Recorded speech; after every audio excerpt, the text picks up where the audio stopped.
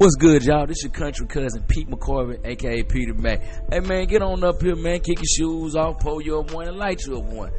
You on the porch now. It's Pete McCorvey's Porch Talk. Let's do this.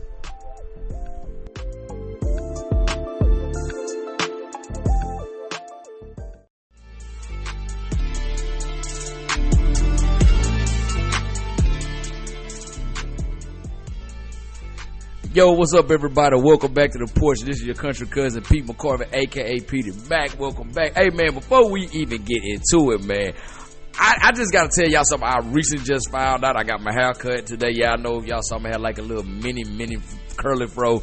Man, that thing is a lot of maintenance for me, man. I can't never get it just right. And then even on my off weeks, it just look like scattered cheap shit around the country church, as my cousin Gabe would say. So, man, I'm going back like to the low fade, trying to get the waves back. But while I was in the barbershop, I was on social media, and I realized, y'all know that old Atlanta-based classic Shawty Swing My Way by KP and Envy. I did not know, and I'm probably late as hell with this, that Envy was a white chick.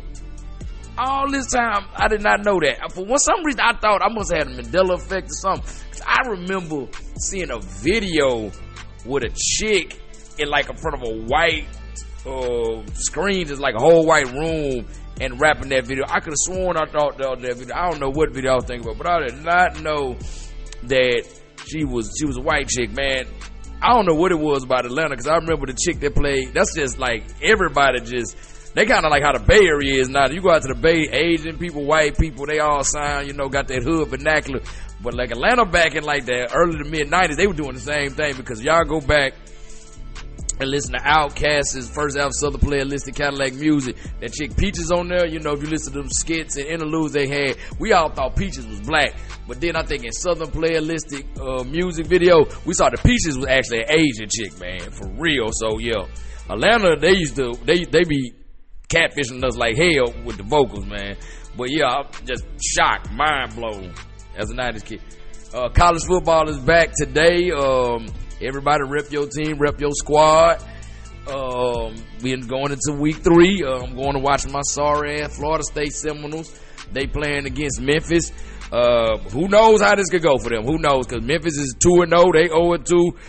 Memphis might end up getting a win. It might end up looking like basketball season instead of football season, with Memphis getting a win over Florida State. Who knows? We'll see how this go.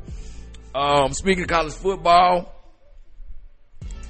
the Pac-12 is actually getting some new members. That's going to be Boise State, Fresno State, Colorado State, and San Diego State. Now, about these schools, like Colorado State, I guess. Boise State, I mean, you can see that Boise State, especially football, they have, they've been on the rise since like 2007, 2008, 2006. One of them, it's around there. I remember like around when the time when the dude proposed, the player for Boise State proposed to his girlfriend. And they're actually, if you go on social media, they still married to this day. So Boise State, I can see. Fresno State, to me, honestly, has been like an unofficial member, if you want to keep it 8 more than 92, like that guy from Toronto be saying. If you want to keep it a buck, they technically been like, if like say for instance your daddy had a child and then he had an outside child, like they like bad child, like anybody watch Game of Thrones, Fresno State has kind of been like the Jon Snow of the Pac-12, or it was 10 and Pac-8. They always kind of been like that, because every time you turn on Pac-10, like UCLA, USC, Washington State or something, you always saw Fresno State on their schedule. And Fresno State, depending on whether it's basketball or football, they would put up a fight. They would definitely put up a fight, especially in basketball in the 90s when Jared Tarkanian, who y'all know is famous for the late 80s, early 90s UNLV squad that had Larry Johnson, Greg Anthony, Stacey Augment, and all them guys who, had won the 1990 NCAA championship. Yeah, when he went to Fresno State after he left there, like he had them boys on an upswing. So I can see that. In San Diego State, I can see them being there. I can definitely see San Diego State being there, because, San Diego is right on the Pacific coast. However, I'm kind of worried about San Diego State, especially with their basketball, seeing what their basketball is going to look like, because the guy who got them to the national title season for last, Lamont Butler, he's not playing with them no more. He's actually going to do his 5th year. He's going to play in Kentucky. So we don't know how the state of their basketball is. I actually saw them play this past season. They look good, but I can tell by looking at them, they weren't going to be contenders for the national title. But I'll tell you this though, I remember when they won that national, when they were going to the national title, Final Four. I remember it was the weekend. My ship had just left Washington State to go back to San Diego, home port ship back to San Diego. I was out and about. I was in a bar actually over in the college area of San Diego State. It was College Grove, they call it. I was at this bar, and half of the people I knew were San Diego State fans because their colors are red and black, and the other half I knew they was some reputables. Like, a lot of people don't know, you know, San Diego State ain't far from Lemon Grove, which is considered the hood. And, you know, it don't take that long to get from southeast San Diego to Lemon Grove. So I knew a couple of them people in there, they were Pyrus or Bloods. So I knew it was good when Lamont Butler hit that shot. And the whole building went up, man. It was so crazy. Like, one guy that was standing next to me, I knew for a fact he was a gangbanger. He turned to me and just gave me a hug, and I'm like, oh my God. I said, damn. And that was all thanks to Lamont Butler, like I said, who is in Kentucky right now. Hopefully that last season worked out for him. Big ups to him. Best of luck to him. Now, the schools who are going to be leaving are Stanford and Cal, Washington, Oregon, UCLA, Arizona State, Colorado, Utah.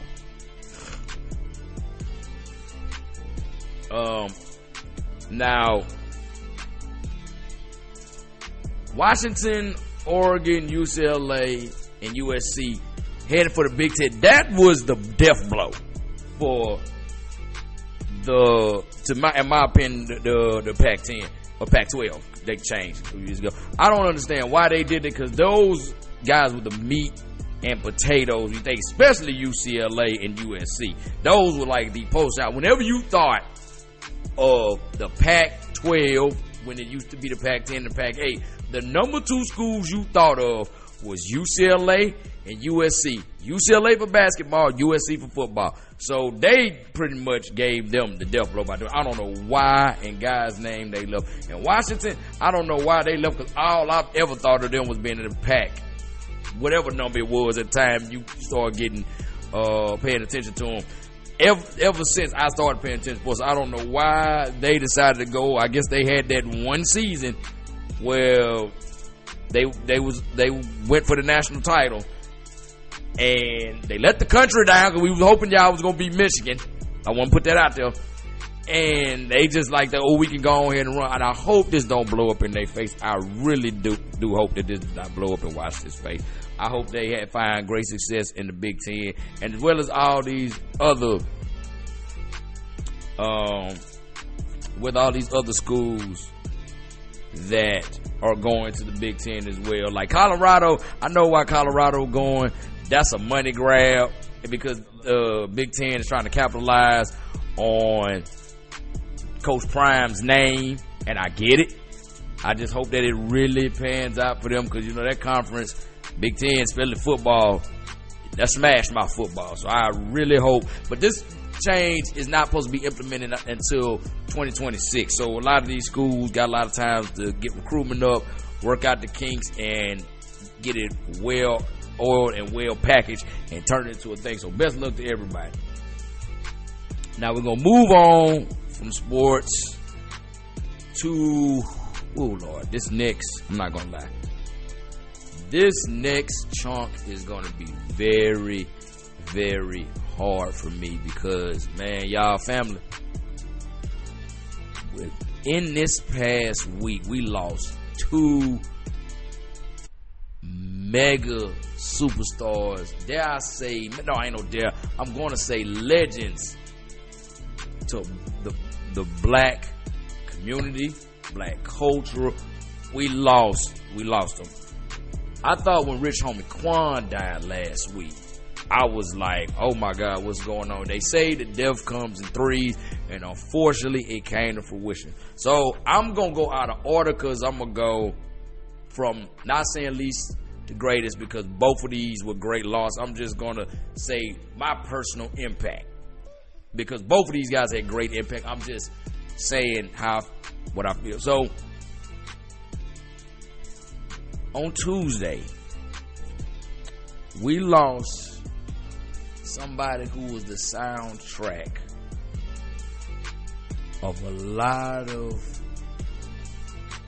positive get-togethers for black people. Tuesday, we lost Frankie Beverly. Y'all know Frankie Beverly. 9 times out of 10 you heard the song, it was always Frankie Beverly and Maze, or Maze featuring Frankie Beverly, or the group is called Maze, but he's a frontman. So I don't know how I was introduced to him, Frankie Beverly and Maze. That's what I'm gonna call it. Even when he's singing, I'm always say, oh, that Frankie Beverly and Maze. Ooh, but yes sir. And y'all know what song I'm talking about.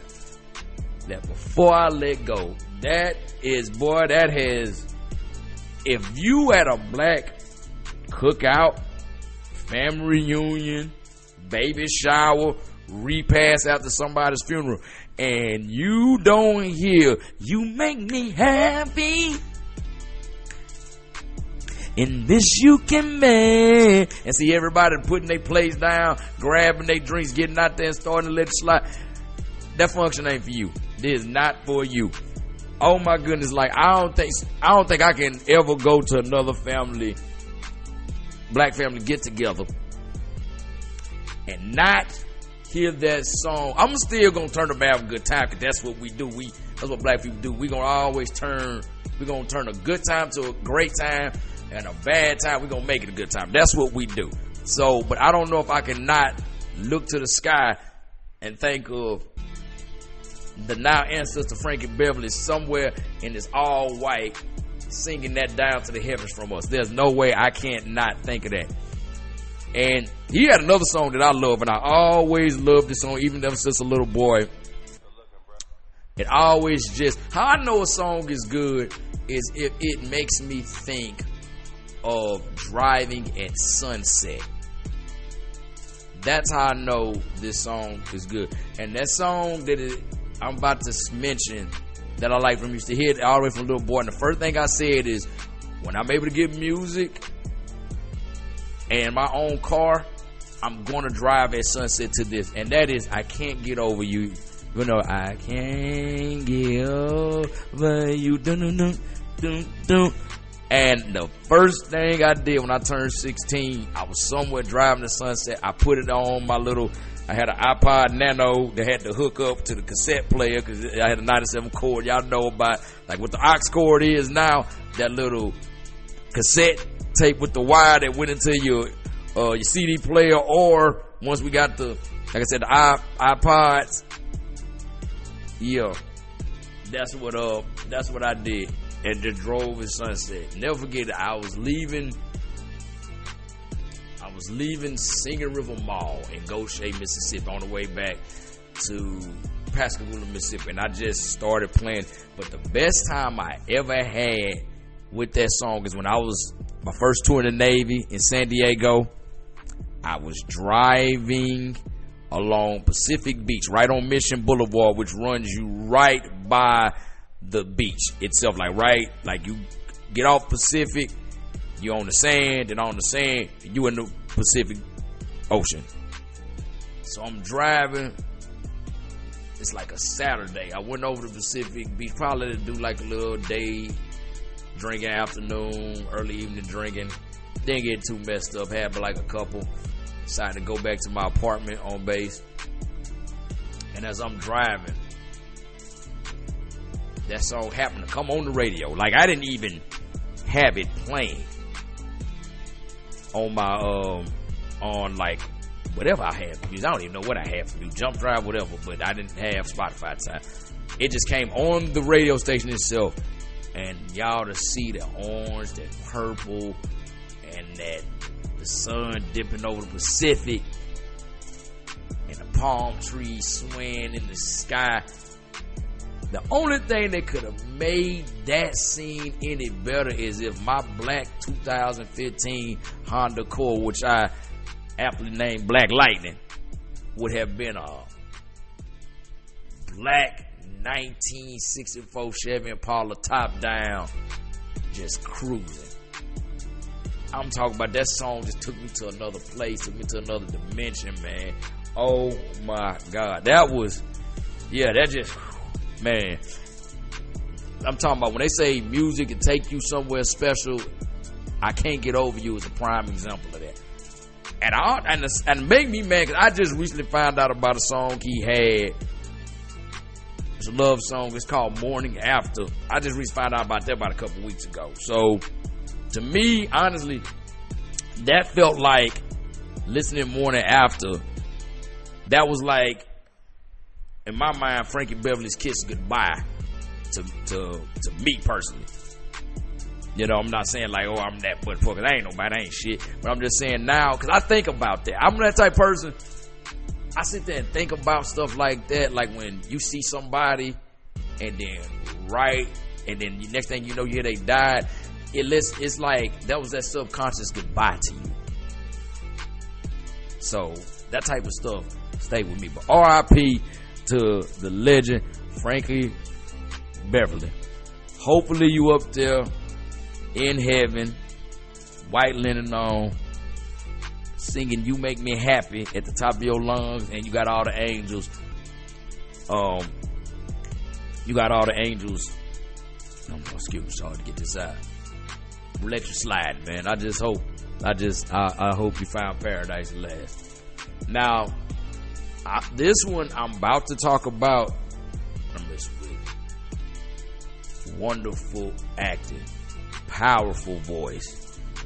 Just imagine a life without James Earl Jones in it. Because even before my life began, I'm talking about 30 years before I even thought of Hearts over the years. Undisputably won our hearts over the years. But I will say this, he does have what they have, an EGOT. That's EG. That was James Earl Jones. Like they just call him the voice in it. But to me, his number one voicing credit comes James. I think Darth Vader might have been a pimp, low key, y'all. But think about that lightsaber. That's a pimp stick. That's a pimp cane. You know, pimps hit people with their cane. You know, they correct them with their cane. You know, he struck people like we struck down Obi-Wan Kenobi, chopped off Luke's hand. That would get some act right in them.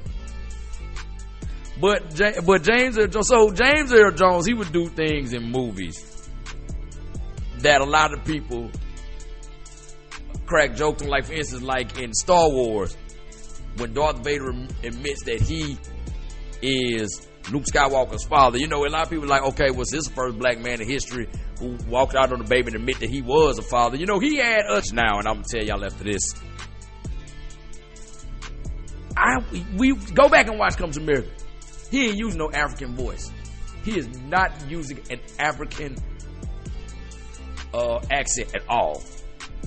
That's how great of an actor he was. We ain't even pay attention to it. We just allowed a man to use his already phenomenal voice, and we didn't even question it at all. Now, the point thing, and as funny as it is, maybe I don't know that we didn't really pay attention because Coming to America is one of the great comedies of our time. It has a lot of things in it. Like, for a lot of people don't know, the guy who directed Friday, F. Gary Gray, he actually was one of the extras in the front row at the Miss Black awareness pageant. Go back and look and you'll see him. But as much as we love James Earl Jones, we gotta admit he did a great job, because King Joffrey Jr. played with the animals like the giraffes and the elephants. And Hakeem was like, I don't know how to feel about this. James Earl Jones and King Joffrey Joffa said, son, I know we never talked about this, but I always assumed that you had sex with your bathers. I know I did. Oh, no, I do. He said I did. He said, I know I do. It got me because I went back and watched it recently. I really said, this man just sat up in this boy's face and just blatantly told him that he cheats on his mama. Jones was in his role. Now, the part that I like the best of this scene after he said, I thought you had sex with your bathers. I know I do. The way his eyes wide and his mouth just get wide with that smile. Oh my God, my man, that means he was having a ball with his bathers. And it's like one or two in particular, because every man, you know, you get that look in your eye when you think of that one or those two women that you know, Jones. He conveyed that magnificently with his face. Oh my God, like that is hilarious. That's like one of them things that is not meant to be that hilarious, but one of those little idiocracies. Yeah, I'm using idiocracies. Yeah, we gonna use some big words. You know, we smart in here. I'm a smart nigga. That just cracks me up about it. Now this last one, he goes up to King's apartment. They just switched it to their landlord. And he sees his picture on the wall. And the landlord like, oh, he works there. And King Joffer goes, my son works? It was so great of a performance by James Earl Jones. They always own us. Black fathers always own black sons. About look at this lazy nigga here. He just sorry. Just go do something. Go get a job. Go look at a job or something. And then my homeboy, he's African. He said, especially not no African father. And I had to think about, because you know, African father, they don't want no land around them. And Jamaicans, they don't want no land around no bumness, no slothness, none of that shit. Get up, go earn $1. But he was so great. Like I said, James Earl Jones was so great. He had us really believing that, I tell my son get a job. That tickled me so much. Now the last thing that I'm going to talk about, this is my personal, this is what I kind of knew, because as a child I was actually born in this time. The other stuff he did, I wasn't born when he did it, but I was actually born for this, and that was him as Mufasa in The Lion King. It's some parts that stay with me that I just can't like one scene particular, y'all, when I went back and watched it when I found out that he died. I didn't make it through, but I attempted. The first part is when he said, everything the light touches is our kingdom. A king's time is ruler, rises and falls like the sun. One day the sun will set on my time here and will rise for you as a new king. It hit so much different because the man was ascribing himself. And then, like I said, the scene where he in the sky talking to Simba, the Simba was an adult, and he said, you've forgotten who you are, you've forgotten me. He said, look inside yourself. You're much more than what you become.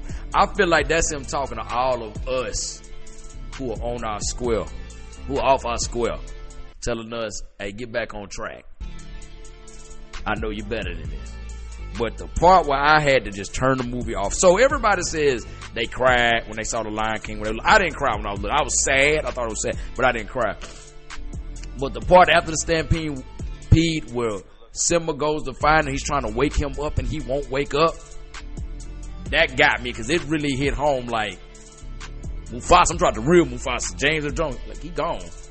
And somebody put it perfectly in the meme. They say, they showed that and they say, right now we are all Simba in this scene, from this scene. And they were not like, I like literally, like tears came down my face. I had to shut the movie off. I couldn't even finish the movie. But R.I.P. to the now late great ancestor, James Earl Jones. Your circle of life is not complete.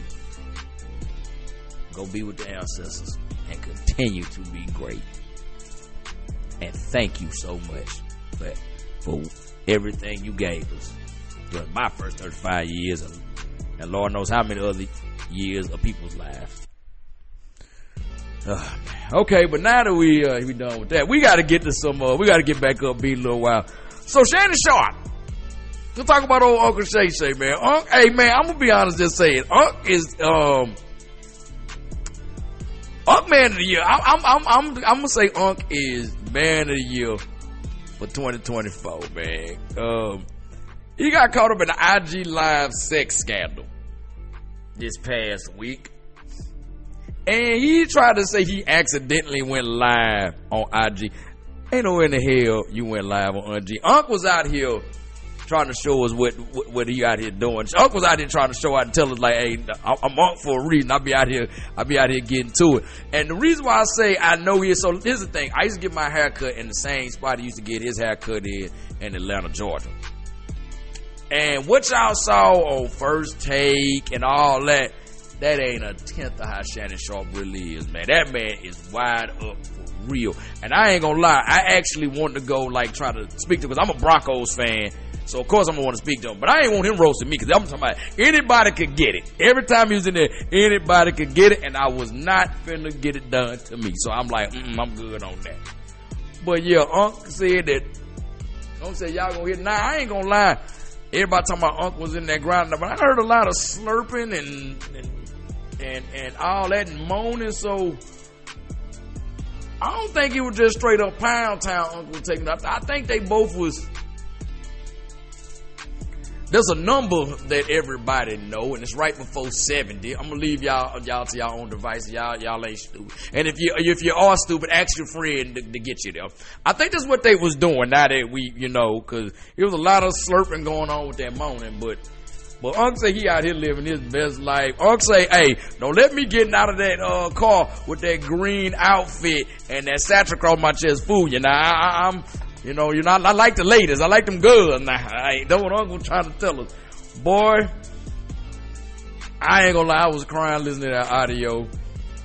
And surprised, I heard a rumor that he got fired by ESPN, but apparently he didn't get fired by ESPN. ESPN said they gonna let him roll. So, like I said, from that first interview in January, right after New Year's with Cat Williams, to now, Unc has been like Shannon Sharp is man of the year for 2024. I want him to be man of the year. But as far as this happening and he not getting fired by ESPN, I know Paul Pierce is somewhere pulling a Florida Evans right now. Damn. Because they nailed his ass to the wall for almost the same thing. Oh, man. Hey, man, that's been my time on the porch this week, man. Y'all can follow me. You find me on Facebook, my name. Y'all see my name. Y'all can follow me on Instagram, PETYMAC10. That's Petey Mac 10. You can follow me on TikTok, Petey Mac 89. Spell the same way. Just put the 8 and the 9 with the 1 and the 0 is. And before I get out of here, I want to say this. There's another podcast I want y'all to check out. It's called The Comedy Grub. That stars two of my dear comedy friends from Washington State, from my time up in Washington State. That's Robert Cashmore and Lynette Manning. You can find it on YouTube. Just type in Comedy Group and you'll see them on there. It was very hilarious. They have the first episode up. I love seeing two people. These are two people that I actually have watched perform and love working with and just being a spectator stuff. Like Cash is like a comedy big brother me. He's also in the hub, the comedy hub that's up there in Washington State / Oregon region that is front man by my boy Bo Bless. We actually just did something in Vegas, so all my people out here thriving and living life. But yeah, y'all never go check out the Comedy Grub, and as well as, excuse me, before I say this, like Lynette Manning, love working with her. It's always a pleasure to work with her. Always a pleasure to watch her cook. She hasn't been doing comedy that long, but it's like what they say with that pimping. When the game is for you, the game for you. When it touches you, it wasn't on her. It's in her. You know what I'm saying? She, to me, her style. She reminds me of. She's like if Roseanne Barr wasn't a bitch. That's how she be. So Roseanne Barr is kind of like that aunt that just pissed off about everything. You're like, damn, I want to go over her house. Lynette is like anti Roseanne boy. It's like that's the aunt you house you want to go over, want to go kick it at. You know, she might let you smoke some weed or get you a little sip or let you sneak a little chick in. That's the vibe I get from that. She like cool auntie that I know I can get away with murder at her house. But like I said, big ups to them. Proud of them for doing that. Looking forward to many more episodes. Them looking forward to bringing y'all many more episodes. Getting off the porch, that's been my time. As I always say, y'all be cool, stay calm, and get paid. Peace.